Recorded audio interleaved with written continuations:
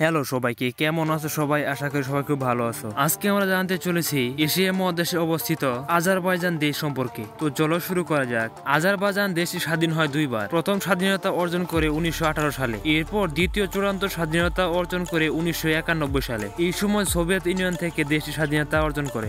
বর্তমানে আজারবাইজান তাদের প্রাকৃতিক সম্পদ তেল এবং গ্যাস কাজে লাগিয়ে অর্থনৈতিকভাবে বিশাল শক্তিশালী হয়েছে। আজারবাইজানের রাজধানীর নাম বাকু। তো চলো এখন আমরা আজারবাইজান সম্পর্কে 10টি মজার তথ্য জেনে নেই। তার আগে আজারবাইজানের মেয়েদের সৌন্দর্যের একটু বর্ণনা দিয়ে নেই। আজারবাইজান নারীরা প্রায়শই গায়ের রং ফর্সা হয়ে থাকে, চোখ বড় এবং আকর্ষণীয়, এবং তাদের চুল কালো এবং গাঢ় বাদামি হয়ে থাকে। আজারবাইজানের নারীরা ফ্যাশনে সবচেয়ে বেশি সচেতন এবং তারা আধুনিক পোশাক পরতে পছন্দ করে।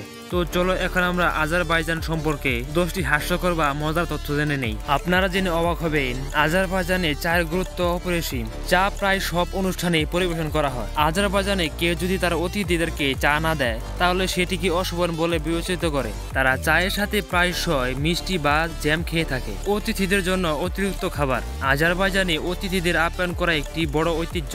অতিথিদের জন্য সবসময় অতিরিক্ত খাবার প্রস্তুত রাখা হয়। আজারবাইজানের আত্মীয়তার নিয়ম হলো অতিথিকে জোর করে খাওয়ানো। আপনি যদি বলেন যে আর পারছি না, তখন তারা উত্তর দেবে আরেকটু বেশি করে খান, না হলে আমরা মন খারাপ করব। আপনাদের মধ্যে যে বন্ধুগুলো বেশি বেশি খেতে পারে তাদেরকে আজারবাইজানে বিয়ে করতে বলবেন। তো যাই হোক, আরেকটি মজার বিষয় হলো আজারবাইজানে কিছু গ্রামীণ অঞ্চলে তাদের বাড়ির দরজা খোলা রাখা হয়। তারা এটিকে অতিথিদের স্বাগত জানানোর প্রতীক হিসাবে মনে করে। বিয়েতে টাকা ছড়ার প্রতিযোগিতা। আজারবাইজানে বিয়ের অনুষ্ঠানে অতিথিরা নবদম্পতির মাথার উপর টাকা ছুড়ে মারেন। তারা মনে করে টাকা যত বেশি উঠবে তত বেশি শুভ।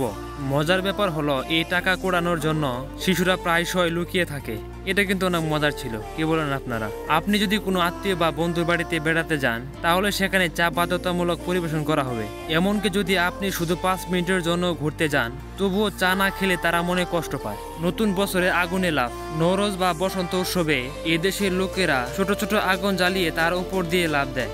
এতে তারা বিশ্বাস করে এর ফলে নাকি অতিথিদের সকল দুঃখ কষ্ট পুড়ে ছাই হয়ে যাবে। প্লভ ছাড়া জীবন অচল। আজারবাইজানে জাতীয় খাবার প্লভ। এটি এত জনপ্রিয় যে কোনো অনুষ্ঠানে এটি না থাকলে ধরে নেওয়া হয় অনুষ্ঠানটি বিফল। এই হাস্যকর নিয়মগুলোর মাঝে লুকিয়ে আছে আজারবাইজানের মানুষের আতিথেয়তা, সম্প্রীতি এবং জীবনযাপনের আনন্দ। এগুলো শুধু নিয়ম নয়, বরং তাদের সংস্কৃতি এবং রঙিন প্রকাশ। তো কেমন লাগলো ভিডিওটা? যদি ভিডিওটা ভালো লেগে থাকে অবশ্যই চ্যানেলটি সাবস্ক্রাইব করে দিবেন, কারণ আমার এই চ্যানেলে আমি আরো বিভিন্ন দেশ সম্পর্কে বিভিন্ন মজার তথ্য তুলে ধরবো। তো ভালো থাকুন সবাই, আল্লাহ হাফেজ।